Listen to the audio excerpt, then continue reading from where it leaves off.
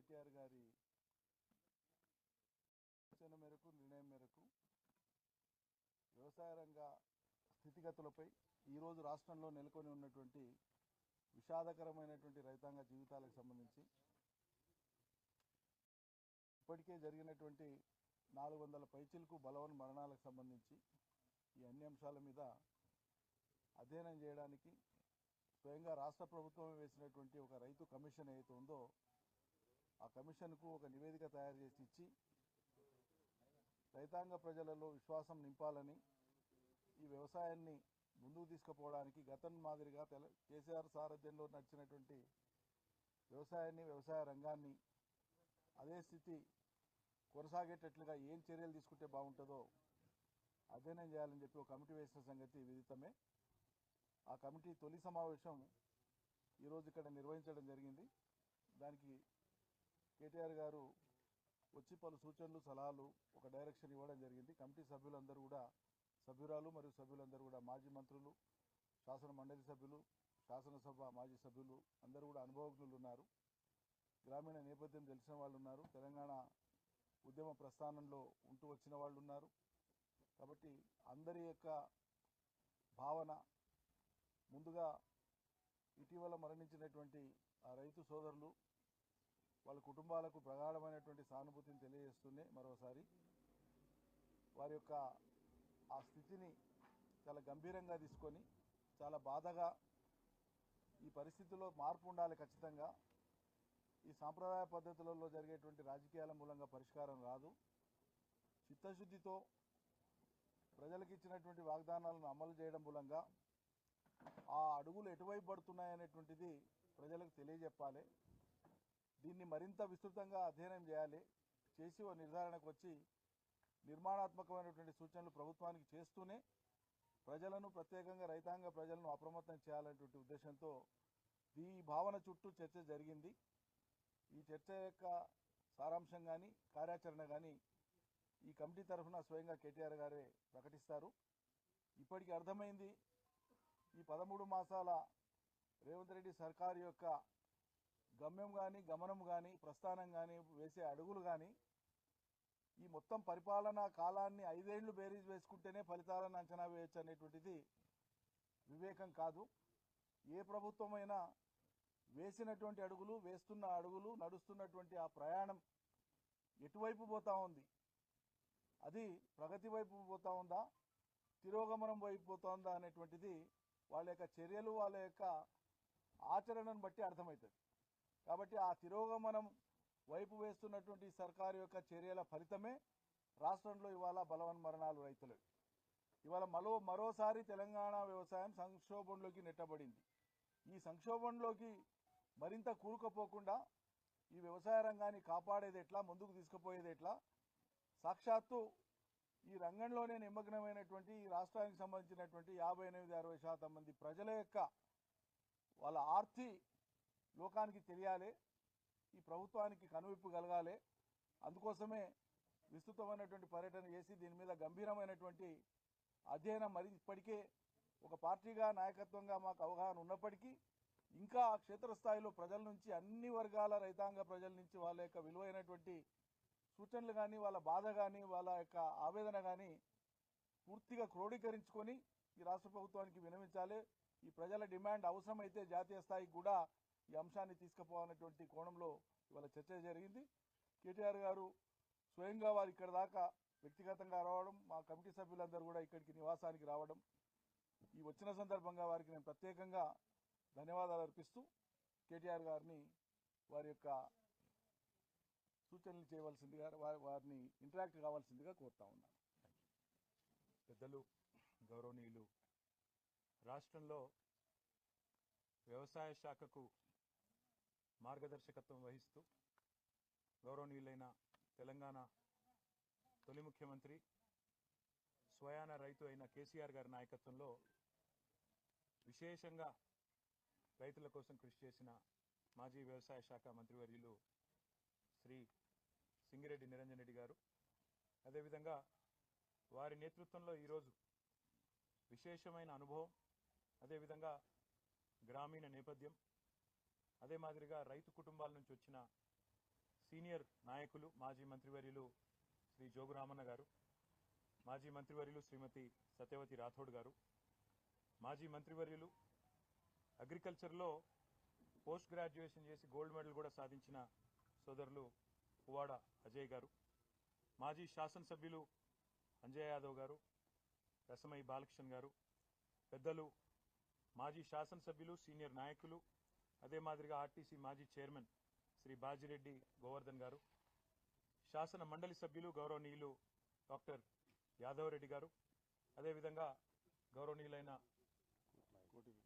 MC Koti Reddy గారు, ఈ రకంగా పార్టీలోని విశేషమైన అనుభవము, అదేవిధంగా అన్ని జిల్లాలకు ప్రాతినిధ్యాన్ని కల్పిస్తూ అన్ని జిల్లాల రైతుల సమస్యలు కూడా రాష్ట్ర ప్రభుత్వ దృష్టికి, వ్యవసాయ కమిషన్ దృష్టికి తీసుకురావాలన్న ఉద్దేశంతో నిరంజన్ రెడ్డి గారి నేతృత్వంలో 9 మంది మొత్తంగా సభ్యులతో ఈ కమిటీని పార్టీ తరఫున ఏర్పాటు చేయడం జరిగింది. ఈ కమిటీ రాష్ట్రంలో 2023 డిసెంబర్ దాకా ఉన్న పరిస్థితి, వ్యవసాయం పండుగగా చేసి స్వాతంత్ర భారతదేశంలో మొట్టమొదటిసారి విప్లవాత్మకమైన కొన్ని పథకాలు తెచ్చి రైతు బంధు కానీ, రైతు బీమా కానీ, 24 గంటల ఉచిత విద్యుత్తు కానీ, అదేవిధంగా భూమి శిస్తు రద్దు, నీటి తీరువా రద్దు, వాటితో పాటు చిన్న నీటి వనరులైన చెరువులను కాపాడడానికి మిషన్ కాకతీయ, అదే మాదిరిగా పెద్ద ఎత్తున సాగునీరు, అటు పాలమూరు రంగారెడ్డి ఎత్తిపోతల పథకం కానీ, ఇటు కాళేశ్వరం కానీ, సీతారామ ఎత్తిపోతల పథకం కానీ, ఈ రకంగా ఒక విశేషమైన కృషి ఏదైతే గత దశాబ్ద కాలంగా కేసీఆర్ గారి నాయకత్వంలో జరిగిందో, దానివల్ల కేంద్ర ప్రభుత్వం స్వయంగా అత్యధికంగా ఆత్మహత్యలను, రైతు ఆత్మహత్యలను నివారించిన రాష్ట్రంగా, అత్యల్పంగా, అతి తక్కువగా రైతు ఆత్మహత్యలు జరుగుతున్న రాష్ట్రంగా తెలంగాణ ఉన్నది అని పార్లమెంటులో ప్రకటించే స్థాయికి దశాబ్ద కాలంగా కేసీఆర్ గారి నాయకత్వంలోని ప్రభుత్వం చేసిన కృషి వల్ల ఆ ఘనతను మనం సాధించుకోగలిగాం. రైతుల ఆత్మవిశ్వాసాన్ని నింపగలిగినాం. రైతుల భూమి ధరలు కూడా పెరిగినాయి, వారిలో విశ్వాసం కూడా అపారంగా నిండింది. అట్లాంటి పరిస్థితుల్లో సంవత్సరంన్నర కిందట స్వయంగా ఈరోజు భారత ప్రతిపక్ష నేతగా ఉన్న రాహుల్ గాంధీ గారు, కాంగ్రెస్ పార్టీ యొక్క సీనియర్ నాయకులు, మాజీ అధ్యక్షులు, ఆయన నాయకత్వంలో వరంగల్ వేదికగా రైతు డిక్లరేషన్ పేరిట కాంగ్రెస్ పార్టీ రైతులకు ఎన్నో రకాల హామీలు ఇచ్చింది. అందులో బోనస్ ఇస్తామని, రైతు భరోసా అమలు చేస్తామని, ఖచ్చితంగా మద్దతు ధర ఇస్తామని, కొనుగోలు కేంద్రాలు విస్తారంగా పెంచుతామని, అదే మాదిరిగా ఇంకా చాలా మాటలు కూడా చాలా వివరంగా చెప్పినారు. ఇవన్నీ నమ్మిన రైతులు రాష్ట్ర వ్యాప్తంగా 2 లక్షల రుణమాఫీ చేస్తామని ఇవన్నీ చెప్పినారు. ఇవన్నీ నమ్మిన రైతులు మరి రాష్ట్ర వ్యాప్తంగా కాంగ్రెస్ పార్టీని విశ్వసించి, రాహుల్ గాంధీ గారిని విశ్వసించి కాంగ్రెస్ పార్టీకి అధికారం కట్టబెట్టినారు. సరే, అధికారం ఎవరికి శాశ్వతం కాదు, తప్పకుండా రాజకీయాల్లో తప్పకుండా ఇవన్నీ జరుగుతూ ఉంటాయి, విజయాలు అపజయాలు, అది మాకు పెద్ద విషయం కాదు. ఎందుకంటే బీఆర్ఎస్ అంటే కేవలం భారత రాష్ట్ర సమితి మాత్రమే కాదు, భారత రైతు సమితి కూడా. మా కృషి, మా సంకల్పం, మా పోరాటం, మా ఆలోచన అంతా కూడా ఎప్పుడు కూడా ఈ రాష్ట్రంలో 60-65% మంది ప్రజలు ప్రత్యక్షంగా పరోక్షంగా ఆధారపడే వ్యవసాయం బాగుండాలి, వ్యవసాయదారులు బాగుండాలి, రైతు బాగుంటేనే రాష్ట్రం బాగుంటుంది, ఎద్దేడ్చిన వ్యవసాయం బాగుపడది అనే మాట, రైతేడ్చిన రాజ్యం బాగుండదు అనే మాట ఏదైతే పెద్దలు చెప్పినారో దానికి అనుగుణంగానే మా ఆవేదన అంతా కూడా. ఇవాళ ఎలక్షన్లు ఏమీ లేవు, ఇవాళ తక్షణం అధికారంలోకి రావడానికి ఇదేమీ రాజకీయమైన ప్రయత్నం కానే కాదు. కేవలం ఈ రాష్ట్ర ప్రభుత్వం ఏదైతే కొన్ని తప్పుడు నిర్ణయాలు, అదే మాదిరిగా కొన్ని ఇస్తానన్న హామీలు అమలు చేయకపోవడం వల్ల ఇవాళ రాష్ట్రంలో ఉండే రైతు సోదరులు ఏదైతే నిరాశతో, నిస్పృహతో, చివరికి బలవంతపు చావులకు, అంటే ఒక రకంగా చెప్పాలంటే ఇవి ప్రభుత్వ హత్యలు, వాటికి పాల్పడే ఒక దుస్థితి వచ్చిందో, ఎందుకు వచ్చింది, ఏం జరిగింది ఈ సంవత్సర కాలంలో, ఏం చేస్తే బాగుంటుంది అని నిర్మాణాత్మకంగా ఒక ప్రతిపక్షంగా, ప్రధాన ప్రతిపక్షంగా ఒక ఆలోచన చేసి పార్టీ పెద్దలు, మా పార్టీ అధ్యక్షులు, తెలంగాణ తొలి ముఖ్యమంత్రి కేసీఆర్ గారి ఆదేశం మేరకు, తాను స్వయాన రైతు కేసీఆర్ గారు, ఆయనకుండే ఆవేదన రైతు పట్ల, ఆయన గుండెల్లో ఉండే ఆర్తి బహుశా ఈ రాష్ట్ర పాలకులకు ఇప్పుడు లేదు. అందుకే కేసీఆర్ గారు ఆదేశిస్తే వారి ఆదేశానికి అనుగుణంగా ఈ కమిటీని ఏర్పాటు చేయడం జరిగింది.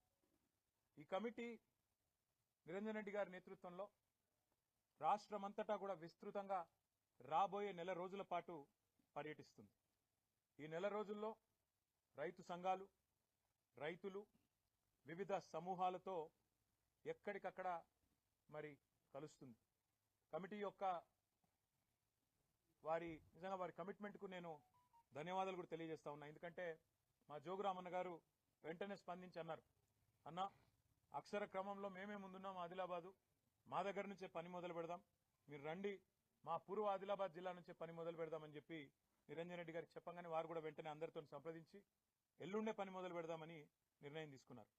24వ తారీఖు నుంచి ఈ కమిటీ మరి పూర్వ ఆదిలాబాద్ జిల్లా నుంచి తన పనిని ప్రారంభించి రాబోయే నెల రోజుల పాటు అన్ని జిల్లాలు దాదాపుగా అన్ని వర్గాల రైతులను, వ్యవసాయదారులను అందరినీ కలిసి ఏ రకమైన ఇబ్బందులు ఉన్నాయి, రుణమాఫీ ఎంత మేరకు జరిగింది, రైతు భరోసా ఎంత మేరకు రాబోతున్నది, అసలు రాష్ట్రంలో ఏం జరుగుతా ఉంది, కరెంటు సరఫరా ఎట్లున్నది, నీటి పరిస్థితి ఏంది, సాగునీటి పరిస్థితి ఏంది, రైతులు ఏ రకంగా ఇబ్బందులు ఎదుర్కొంటున్నారు, మద్దతు ధర పరిస్థితి ఏంది, బోనస్ ఏంది, కొనుగోలు కేంద్రాలు ఏంది, అసలు రాష్ట్రంలో రైతు వేదికలు ఏవైతే 2603 ఆనాడు కేసీఆర్ గారి నాయకత్వంలో కట్టుకున్నామో ఆశించిన ప్రయోజనం కానీ ఉద్దేశించిన లక్ష్యం కానీ నెరవేరుతున్నదా, వాటి వల్ల ఏం జరుగుతున్నది, ఇవన్నీ కూడా అన్ని జిల్లాల్లో పర్యటించి ఎక్కడికక్కడ రైతాంగంతో మాట్లాడి వారిలో భరోసాను కూడా నింపడానికి ఈ ఉద్దేశం తర్వాత మరి ఫిబ్రవరి ఆఖరి వారం వరకు ఒక నివేదికను ఇటు రాష్ట్ర ప్రభుత్వానికి, ఇటు పార్టీ అధ్యక్షులు కేసీఆర్ గారికి సమర్పించడం జరుగుతుంది. మీడియా సమక్షంలోనే దాన్ని కూడా చేస్తాము, మీడియా కూడా విడుదల కూడా చేస్తాము. తప్పకుండా అందులో ఏ మేరకు రైతు డిక్లరేషన్, రాహుల్ గాంధీ గారు విడుదల చేసిన రైతు డిక్లరేషన్ ఈ సంవత్సర కాలంలో అమలయ్యింది, దాని యొక్క అమలు ఎంత మేరకు జరిగింది అనేది కూడా తప్పకుండా అధ్యయనం చేస్తాం. రుణమాఫీ ఎంత మేరకు జరిగింది అది కూడా అధ్యయనం చేస్తాం. బలవన్మరణాలకు, ఆత్మహత్యలకు గల కారణం ఏంది, ఎందుకు జరుగుతున్నాయి, మద్దతు ధర వస్తున్నదా, పత్తికి వస్తుందా, కందికి వస్తున్నదా, సోయాకు వస్తున్నదా, మొక్కజొన్నకు వస్తున్నదా, చెరుకుకు వస్తున్నదా, మిర్చికి వస్తున్నదా, మొత్తం తిరిగి ఎక్కడికక్కడ అధ్యయనం చేస్తాం. ఆ రకంగా కమిటీ రాబోయే నెల రోజుల పాటు విస్తృత పర్యటనలు చేస్తుంది. మీడియాకు కూడా మా ప్రార్థన, దయచేసి ఇప్పుడు అన్ని జిల్లాల్లో, అన్ని నియోజకవర్గాల్లో కూడా ఈ కమిటీ యొక్క పర్యటనను మీరు కూడా దయచేసి సహకరించండి. వారికి కూడా, రైతాంగానికి కూడా తెలియజెప్పే విధంగా ప్రచారాన్ని కల్పించాలని చెప్పి కూడా కోరుతూ, మరి ఈ కమిటీకి రేపు రైతులను వారి జీవితాల్లో విశ్వాసాన్ని నింపే దిశగా మీ కార్యాచరణ ఉండాలని మనస్ఫూర్తిగా ఆకాంక్షిస్తూ మీ అందరికి కూడా, మీడియా మిత్రులకు కూడా హృదయపూర్వకంగా ఇక్కడ దాకా వచ్చినందుకు హృదయపూర్వకంగా ధన్యవాదాలు. ఆలస్యానికి మన్నించండి. నల్లగొండ దీక్ష ఇప్పుడు ఇక్కడ మేము మీటింగ్ లో ఉన్నప్పుడే మాకు సమాచారం వచ్చింది. 28 నాడు మాకు హైకోర్టు పర్మిషన్ ఇచ్చిందని చెప్పి సమాచారం వచ్చింది. కానీ దురదృష్టం ఏంటి అంటే ఈ రాష్ట్రంలో ప్రజాపాలన నడుస్తున్నది, ఎవరైనా సరే నిరసన చెప్పవచ్చు, ఎవరైనా సరే తమ అభిప్రాయాలు చెప్పొచ్చు అని చెప్పి ముఖ్యమంత్రి గారు చాలాసార్లు చెప్పినారు. కానీ వాళ్ళ ఒక చిన్న కార్యక్రమానికే మరి ఇంత ఆగమాగం అయిపోయి చివరికి అనుమతి నిరాకరించి ముఖ్యమంత్రి గారేమో స్వయంగా రాజ్భవన్ ముంగట ధర్నా చేయొచ్చట. ఏది గంత బిజీ రోడ్డు, రాజ్భవన్ ముంగట రోడ్డు గంత బిజీ రోడ్డు, అక్కడ చేస్తేనేమో ట్రాఫిక్ ఇబ్బంది కాదట, ముఖ్యమంత్రి మంత్రులు అందరు పోయి ధర్నాలు చేయొచ్చట. కానీ మేము నల్గొండల క్లాక్ టవర్ కాడ చేస్తామంటే మాత్రం మొత్తం ట్రాఫిక్ స్తంభించిపోయి, ఒక అంతర్జాతీయ రహదారి మొత్తం స్తంభించిపోయి మొత్తం రాష్ట్రాల రాకపోకలని దెబ్బతినే విధంగా ఉన్నదని చెప్పి రిపోర్ట్ ఇచ్చి రిజెక్ట్ చేశారు. చివరికి కోర్టు న్యాయం చేసింది. హైకోర్టుకు ధన్యవాదాలు. తప్పకుండా వారు సూచించిన విధంగా, వారు చెప్పిన విధంగానే నడుచుకుంటాం. రైతుల ఆవేదన ప్రభుత్వం దృష్టికి తీసుకొస్తాం. రాష్ట్ర వ్యాప్తంగా గ్రామ సభలు జరుగుతున్నాయి. బీఆర్ఎస్ కావాలని డిస్టర్బ్ చేస్తుంది. 10 ఏళ్ల కాలంలో ఏమైనా రేషన్ కార్డులు ఇస్తున్నామని కాంగ్రెస్ మంత్రులు అంటే ఒకసారి చెప్పిన అబద్ధాన్ని నిజం చేయడానికి 100 సార్లు చెప్తే అది నిజం అవుతుందనే ఒక అపోహలో కాంగ్రెస్ ప్రభుత్వం ఉంది. మేము మీలాగా రేషన్ కార్డు ఇవ్వడానికి కూడా ఒక గొప్ప కార్యంగా, దైవ కార్యంగా భావించి మేమేమి దాన్ని ఏదో గొప్ప ఇదిలాగా చేయలేదు, హడావుడి చేసి చేయలేదు. ప్రతిదానికి పబ్లిసిటీ పిచ్చి ఉండాల్సిన అవసరం లేదు. 6,47,000 పైచీలకు కార్డులు ఇచ్చింది 9.5 సంవత్సరాల్లో బీఆర్ఎస్ ప్రభుత్వం. కానీ వీళ్ళలాగా మేము అదొక ప్రదర్శనలాగా చేసి ఇవ్వలేదు. మేము చాలా మేరకు మీ సేవ ద్వారా ఇతరత్ర ఎవరైతే లబ్ధిదారులు అప్లై చేసుకుంటే డైరెక్ట్గా వాళ్ళకే ఇచ్చినాం. గతంలో ఇవ్వలేదు అనే మాట అబద్ధాలు గతంలో చెప్పినారు, మళ్ళీ చెప్పే ప్రయత్నం చేస్తున్నారు. నేను కాంగ్రెస్ పార్టీకి నేను చేసే విజ్ఞప్తి ఒకటే, హిందీలో సామెత ఉంది, నాచినాయే ఆంగం తేడా అని. అంటే నాకు డ్యాన్స్ రాకపోతే కింద ఏదో నేల బాగాలేదు, అంతా ఒడిదుడుకులు ఉన్నాయని, ముఖం బాగాలేదు అద్దం బాగా కొట్టుకున్నట్టు. గ్రామ సభల్లో ప్రజలు అడుగుతున్న ప్రశ్నలకు మీ దగ్గర సమాధానాలు ఉన్నాయా? ప్రజలు ఏమడుగుతున్నారు? 100 రోజుల్లో 6 గ్యారంటీలు అన్నారు, ఏమైందని అడిగారు. ప్రజలు ఏమడుగుతున్నారు? రుణమాఫీ సంగతి ఏమైందని అడుగుతున్నారు. రైతు బంధు ₹1 ఇప్పటిదాకా వేయలేదు, మీ ప్రభుత్వం వచ్చినాక ఎందుకు వేయలేదు అని అడుగుతున్నారు. వాటికి సమాధానం చెప్పే సత్తా మీ కాడ లేకపోతే మేమేం చేస్తాం? ప్రజలు ఇంకొక మాట కూడా అడుగుతున్నారు. 1,06,00,000 దరఖాస్తులు తీసుకున్నారు మీరు ప్రజాపాలన పేరిట డిసెంబర్ 23లో. ఆ దరఖాస్తులు ఇచ్చినాం కదా, రేషన్ కార్డులకు, రైతు భరోసాకు మళ్ళెందుకు దరఖాస్తు పెట్టాలని అడుగుతున్నారు. ఎవరు తప్పిది? ఆ దరఖాస్తులు ఎక్కడ పోయినాయి? ప్రభుత్వం దగ్గర సమాచారం లేదు. అందుకే ఇవాళ మీరు రాష్ట్ర ప్రభుత్వాన్ని అనేది ఏమంటే, మీరు పరిపాలనలో నిమగ్నం కండి. మీరు ఇతరత్ర కార్యక్రమాలు బంద్ పెట్టి ప్రజలకు మేలు చేసే కార్యక్రమాలు, గ్యారంటీల అమలు, వాటి మీద మీరు దృష్టి పెడితే ఈ నిరసనలు మీకు తప్పుతాయి. లేకపోతే మాత్రం ఇవాళ ఎక్కడన్నా ఒక్క టీఆర్ఎస్ నాయకుడు పాల్గొన్న దాఖలాలు మీరు చూపెడతారా? ఎక్కడికక్కడ ప్రజలు మరలబడుతున్నారు, టెంట్లు ఊలగొడుతున్నారు. రేపు ఇదే తీరుగా కొనసాగితే గవర్నమెంట్ ను కూడా ఏదో దశలో ప్రజలు వాళ్ళు ఖచ్చితంగా తిరస్కరిస్తారు. కాంగ్రెస్ కార్యకర్తలు కొన్ని గ్రామాలలో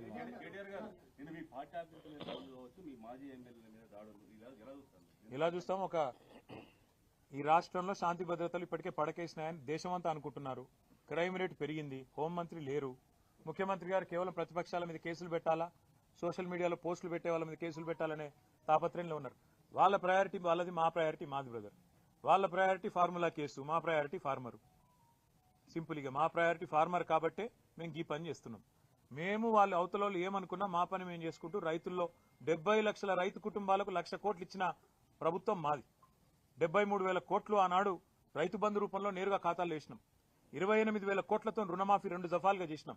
కాబట్టి 1,00,000 కోట్లు నేరుగా రైతుల ఖాతాల్లో వేసిన ఒకే ఒక్క నాయకుడు భారతదేశంలో 10 ఏళ్ల కాలంలో కేసీఆర్. కాబట్టి మా ప్రయారిటీ మాది, రైతులకు విశ్వాసం నింపడం మా ప్రయారిటీ.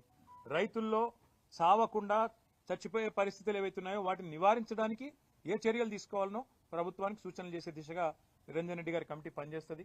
మళ్ళీ ఇంటరాక్ట్ అవుదాం. ఎల్లుండి వాళ్ళు పని ప్రారంభిస్తున్నారు. దయచేసి ఇంకా వాళ్ళకి ఇంకా చాలా పని ఉంది, రూట్ మ్యాప్లు అవి చేసుకోవాలా. కాబట్టి మిగతా విషయాలు రేపు ఎల్లుండి మనం మాట్లాడుకుందాం. Thank you. ఇంకా చాలేమ్మా, ఇది వదిలేండి. సరైన సమయంలో సరైన నిర్ణయాలు ఉంటాయి. ఇప్పుడు